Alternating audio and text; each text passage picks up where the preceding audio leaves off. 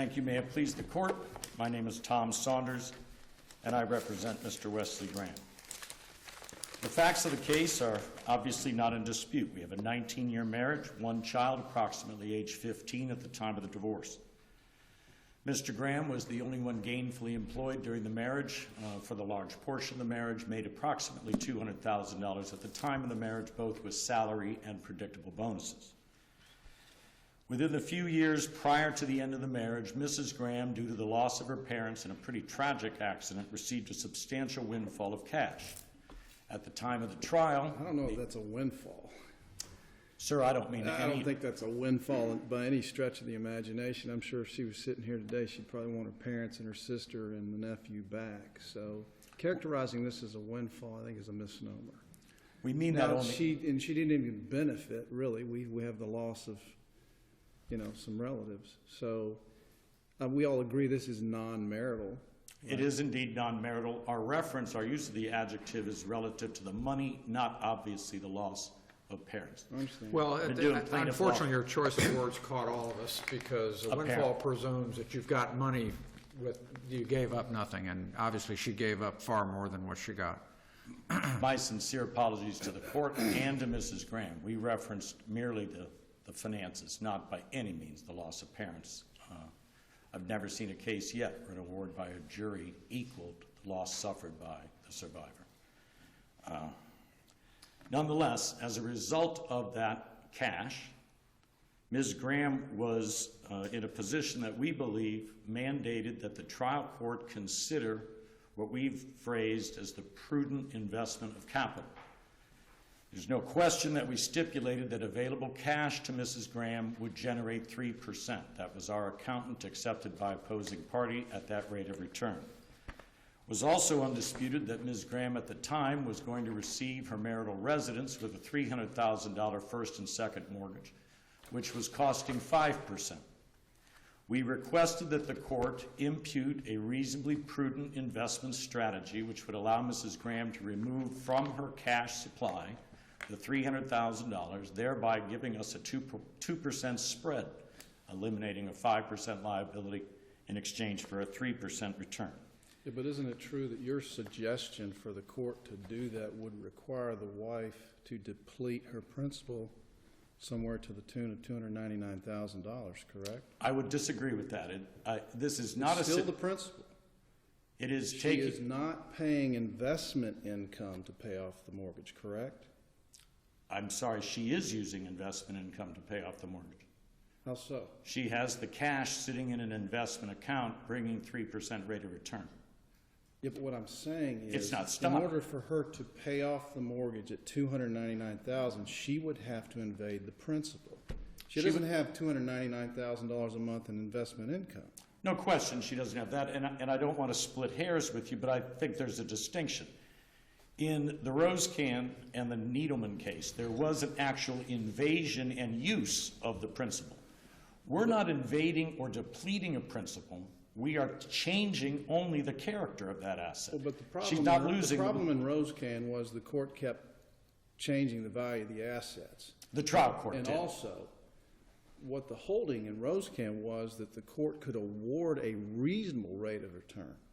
Correct. They didn't in that case. Here, you stipulated to 3% appropriate rate of return to be imputed to the former wife's investment funds. When the court inquired about that, neither you nor any of the parties under oath made any comments when the judge gave them an opportunity and asked them to clarify the stipulation or suggest that the stipulation involved her paying off the mortgage. There was nothing about that whatsoever. The stipulation was simply you agreed to a 3% rate of return on her investment income. That was it. And see, what concerns me is later on during a break in the trial, you get together like all attorneys do, and I credit attorneys for doing that. I like when they do that, is you agreed that if the wife was to receive additional funds from this settlement, apparently it was still pending, that would be a basis for modifying his alimony. He wouldn't have to prove anything, and the court then said, listen, I can't make you do this, but you can agree to it. So the analogy I'm using is the same thing that you did with agreeing that any additional income would come in, that he doesn't have to prove a substantial change in circumstances, it appears to me that you should have done on the front end. You should have said to the judge, this is what we're proposing, a 3% rate of return, and that the wife pay off the mortgage. But instead, you had an expert give investment and financial advice, which is basically a personal decision of a party. And there's no case law where a court has ever required someone to deplete or go into the assets or principal to pay off anything for support or to pay off anything for living expenses in anticipation of alimony. And with respect, Your Honor, I'm not suggesting this court consider mandating anyone ever deplete non-marital or marital assets in order to meet their stated monthly needs. My stipulation I stand on, a 3% rate of return. I think it's important to know, we've put it in our brief, cited it in our record, that it was not until the day of trial that we determined that there was an additional $385,000 that had been awarded. When we, on the day of trial, saw that amount of money, we had our expert recalculate things that I suggest is not a depletion. If I take cash and eliminate a liability, I've not depleted that money. I have indeed changed the character, but I've not used that money to meet my activities of daily living. I've merely traded an asset for liability. But the $385,000 check, as I read the record, she was going to invest it. I'm sorry. She was going to invest that $385,000. So she said. Which it would start out as a principal. So what you're proposing is she take $299,000 out of the $385,000 that she intended to invest as principal. Well, we can go round and round. To me, there's a distinction that's critically important. The difference between depleting an asset by using it for the activities of monthly needs and changing the character of an asset from cash, earning 3%, to eliminating a liability costing 5% is not a depletion. It's a change in character.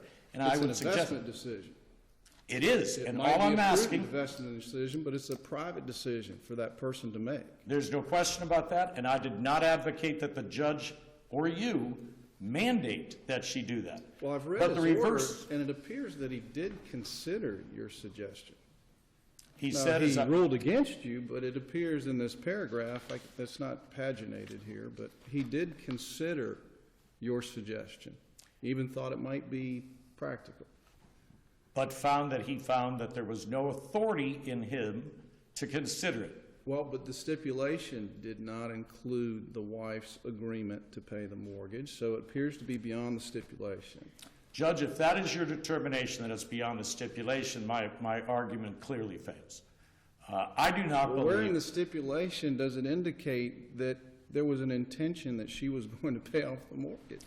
First of all, I don't think we can do that until we find out, as we did in trial, that she's getting almost another $385,000. But without being, I've already used a poor adjective with respect to cash that's offended everyone, but without intent, of course. But what if this situation were reversed? What if the payor spouse had $1,175,000 earning 3%, but said, I'm not going to improve my cash flow by eliminating this $300,000 liability?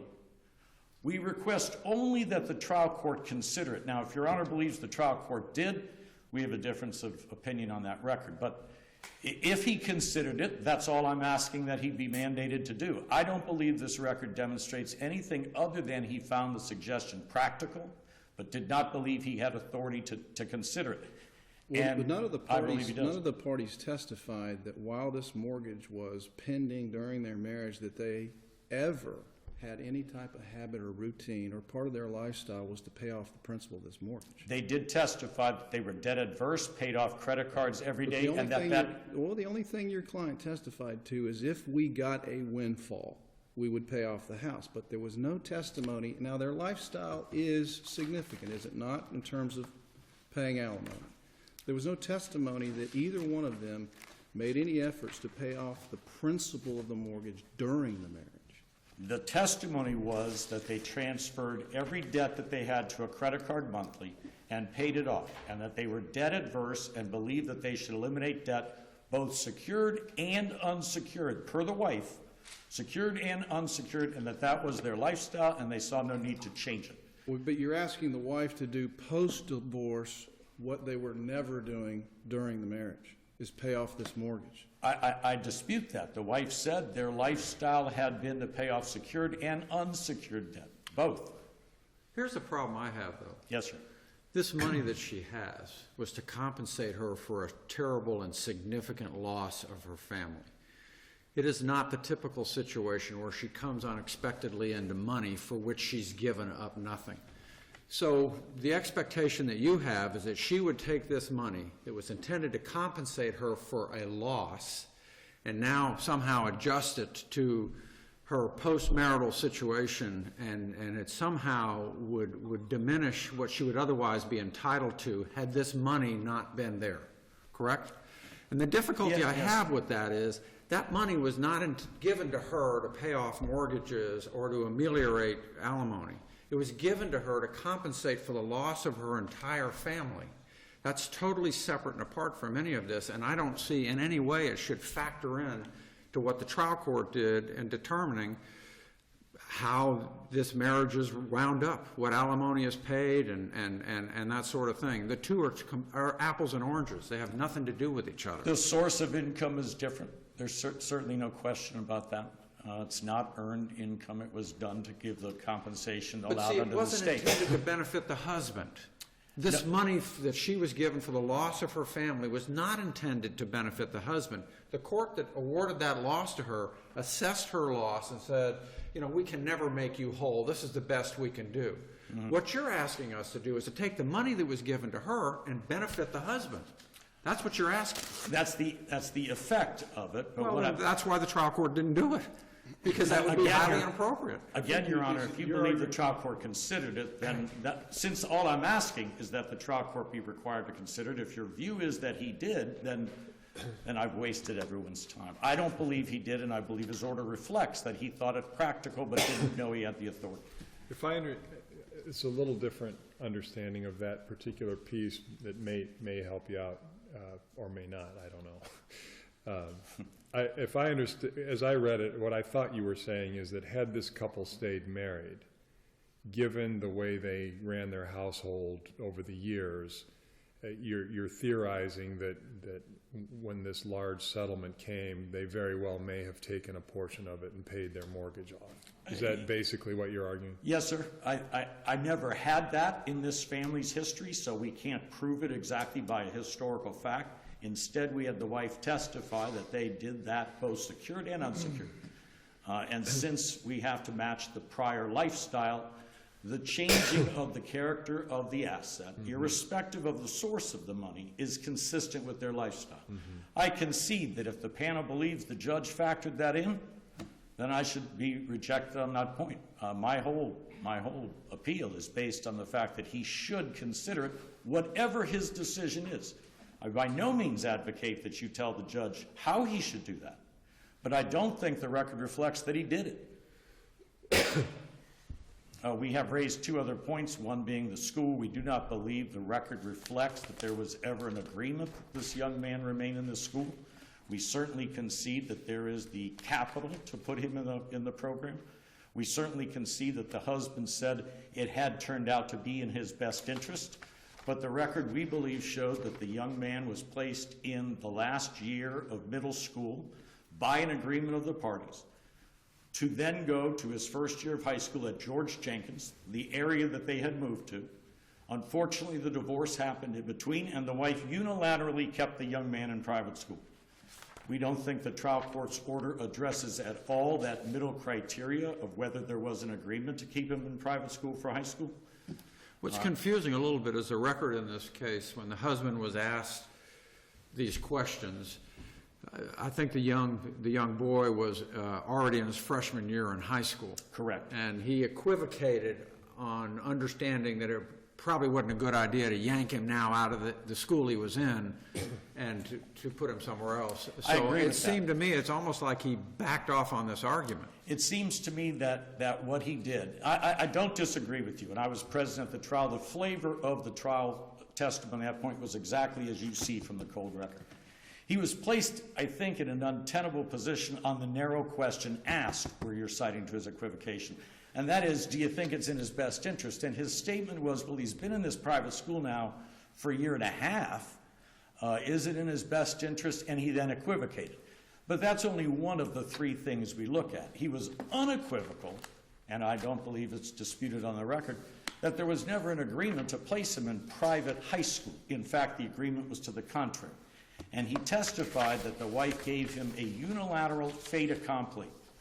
So on the point of best interest, he conceded his son seemed to be doing well. We don't advocate that he be yanked out of public school, but we do not believe the record reflects that he should be paying for that. Let me just address the three factors from this court's opinion in Cartwright. The three factual findings to be made are the parties have the ability to pay such expenses. I think you concede that. I do, yes, sir. Number two, the expenses are in accordance with the customary standard of living of the parties. He was already in the All Saints School, and attendance at private school is in the child's best interest. And it's that second one, I suggest that the parties have testified here that it was only their custom to put him in there for that last year. The record reflects he was put there because he was experiencing some bullying in his last year. You're in your rebuttal time now. Thank you, sir.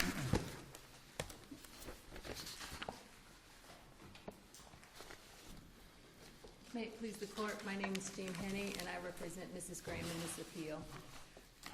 I'd like to address the issue of the parties' standard of living during the marriage in terms of their debt aversion. Mrs. Graham was asked at trial, at all times possible during the marriage, you and your husband attempted to pay off monthly credit card debt as it occurred. And that's what she testified to. We were averse to high interest debt, and we paid off our credit cards. As to the issue of the paying off on the mortgage, if that was their standard during the marriage, he received bonuses at different times during the marriage through his work, and they were not used to pay off the mortgages. Plus, there were two mortgages, right? Yeah, there's two mortgages. So that sort of speaks for itself, too, doesn't it? In terms of aversion Well, to the house mortgage. is underwater, too, to the tune of $24,000, which neither party agreed to cover. So why would she pay off a house that's underwater? Well, that, and you know, that the concept that the husband urges this court to adopt is the prudent investor rule. And you find that in Chapter 518, that's the prudent investor rule. If you handle somebody else's money, you have a duty to invest it prudently. So if I was handling Mrs. Graham's money and I said, okay, this is what I did with your money. I took $300,000 of your non-marital asset, and I paid off a house that was upside down, and you've now lost $10,000 a month in interest, you've lost $34,000 a month in alimony, and you've lost any interest deductions that you might have had against your taxes for the interest payment. The first thing she'd say is you're fired, and the second thing she'd say is you're sued. So it is not a prudent investment rule that the husband is urging. What he's urging is some sort of analysis of the marital and non-marital assets, and then impute an alimony minimization rule. And that's simply not in Chapter 61. If the legislature wanted the court to have a prudent investor analysis, then they would have put it in there. What they have in there is exactly as Rosecan laid out. You look at 6108. The trial court is to consider all the parties' income. You look at 61, the other one that says then you define income as investment income. And then Rosecan says, now on that investment income, we're going to define that as one that requires a reasonable rate of return. And then Rosecan looks at two out-of-state cases and says, how do we define that? And they define it by saying, it's what you can earn without depleting any principal. And the trial court did exactly what the party stipulated to and what the statute requires. Determined her imputed employment income to her, imputed a reasonable rate of return on her investment income, compared that with her needs, compared that with his ability to pay, and came up with an alimony figure. There's absolutely nothing erroneous about the trial court's determination of the alimony amount in this case, we would argue. As to the private school tuition, as Judge Sleet pointed out, the 3 factors in Cartwright, ability to pay, customary standard of living, attendance in the best interest, all 3 of those standards were based on substantial competent evidence that's in the record. The only thing that the husband is arguing is, I didn't agree to keep the child in school. I agreed it was his best interest to start there. I agreed it's his best interest to stay there, but I didn't agree to keep them there and keep paying for it because I think the wife can afford to pay for it. That's not one of the factors that the trial court was even permitted to consider, is the husband's willingness to continue paying. The husband also made an attorney fee request. There's a large disparity of income in this case. The wife was a stay-at-home mom at the agreement of both of the parties. The husband makes almost $200,000. She's unemployed, imputed a $35,000 employment income, imputed $36,000 investment income. But even with the alimony in those incomes, there's still a large disparity of income. He is asking that even based on this disparity of the income, she should deplete her non-marital assets to pay his attorney's fees. And not only would it have been, it could have been erroneous for the trial court to deny the wife's attorney's fees, but it certainly would have been erroneous for the trial court to grant attorney's fees to the party that has the higher disparity of income. Those are my 3 arguments. This court has any questions? Thank you. Thank you. You have 3 minutes. Thank you, Your Honors. I won't use all that time. The point that Ms. Henney asks this court to consider in response to Judge Sleet's inquiry, and perhaps y'all's general feeling, about whether or not it would have been prudent to utilize the cash that the wife had at her disposal to pay off the first and second mortgage, whether it's wise to do that given the fact that the house is upside down, whether it's wise to do that given the income interest rates back and forth, are all of the considerations that we believe should be given careful consideration by the trial court. And it may very well be that after the trial court does consider that, and we firmly believe his final judgment indicates he did not, it may very well be that he arrives at the same decision. But to come down with a rule of law that says that we don't have to consider the prudent investment or use of capital, we think is erroneous. On the school issue, it is true my client said what he said, but there was no dispute that the plan or the lifestyle that the parties had for this child was a one-time school year, his last year of middle school, that it was the wife's unilateral decision during the divorce proceeds to keep him there. That changed their lifestyle agreement. They never had an agreement to keep him there in high school. They moved to the George Jenkins district specifically to put him in that public high school. We don't think that they meet that second problem. Thank you. Thank you both. Very good argument. We are adjourned. That completes our docket for I'm this sorry, I morning. thought Judge Sleet had a question. Oh, I'm sorry. I did not know. Thank you. Okay, I didn't mean to cut you off. I'm sorry. No, sir, I'm No, I was just going to compliment you. misread his visual cue, I'm sorry. Well, I don't want to cut you off with that either. Certainly don't want to. Have a good day.